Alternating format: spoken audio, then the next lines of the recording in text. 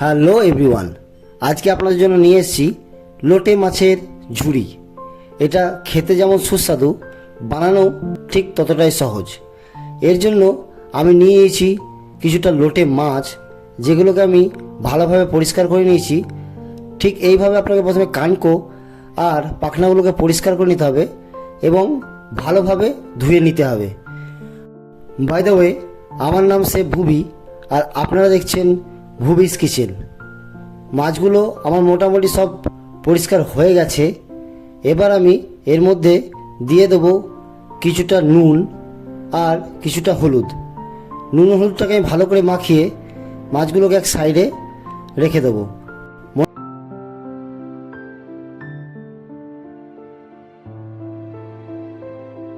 নিয়ে নিয়েছি 2 পিস মতন পেঁয়াজ, যেটিকে আমি পাতলা পাতলা করে স্লাইস করে নিয়েছি এবং সেটা আমি সাইডে রেখে দিয়েছি। আর নিয়েছি কিছু কাঁচা লঙ্কা, যেগুলোকেও আমি পাতলা পাতলা স্লাইস করে ওটাকে চপ করে আমি সাইডে রেখে দেবো। আপনাদের যদি কোনো স্পেশাল রিকোয়েস্ট থেকে থাকে আমাকে অবশ্যই জানাবেন, আমি চেষ্টা করব সেই রেসিপিগুলো বানিয়ে আপনাকে করে দেখানোর। এবার নিয়েছি আমি 2টো মতন টমেটো, যেগুলোকে আমি চপ করে রেখে দিয়েছি। দেখে নিন টমেটোগুলোকে কত সুন্দরভাবে আপনিও ঠিক এইভাবে ছোট্ট ছোট্ট ডাইস বা চপ করে নিতে পারবেন।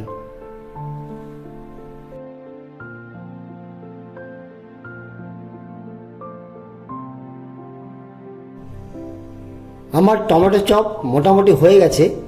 এবার আমি নিয়ে নেব একটা কড়াইয়ে সর্ষের তেল, যেটাকে আমি ভালো করে গরম করে নেব। সর্ষের তেলটা গরম হয়ে গেলে ওর মধ্যে দিয়ে দেবো আমি 2-3 টুকরো মতন শুকনো লঙ্কা আর কিছুটা কালো জিরে। এই দুটো যখন ফুটতে শুরু করবে ওর মধ্যে আমি দিয়ে দেবো সেই কুচিয়ে রাখা আমার পেঁয়াজগুলোকে। এই অবস্থায় আপনাকে লো ফ্লেমে ভালো করে পেঁয়াজ, শুকনো লঙ্কা আর কালো জিরেটাকে মিশিয়ে নিতে হবে।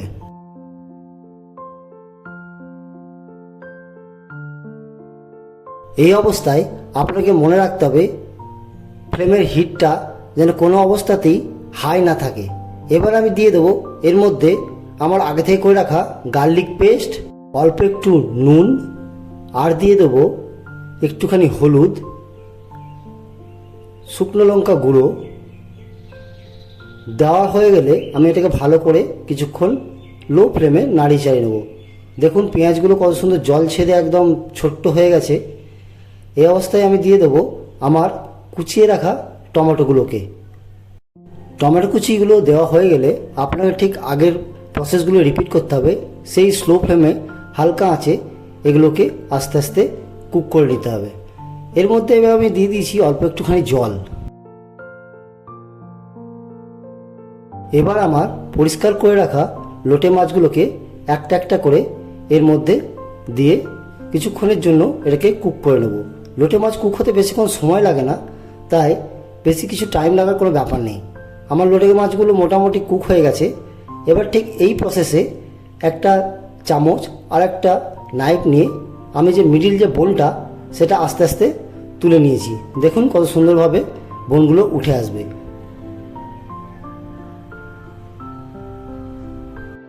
এবার আপনি ওর মধ্যে চপ করে রাখা কাঁচা লঙ্কাগুলোকে ছড়িয়ে দিন এবং ভালোভাবে কুক করতে থাকুন।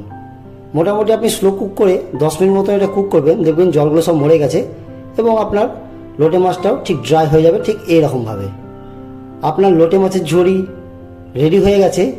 এবার আপনি এটা সার্ভ করুন গরম ভাতের সাথে। কথা দিচ্ছি, আপনি এটা একবার বাড়িতে বানিয়ে খেলে আপনি বা আপনার পরিবার যেই খাক না কেন এটা আবার বানিয়ে খেতে ইচ্ছে করবে। আশা করি এই রেসিপিটা আপনাদের ভালো লেগেছে। যদি ভালো লেগে থাকে আমাকে অবশ্যই কমেন্ট করে জানাবেন। Till then, bye, take care, ভালো থাকবেন। আবার জানাই ভুবিস কিচেনের তরফ থেকে সকলকে অনেক অনেক ধন্যবাদ এবং ভালোবাসা।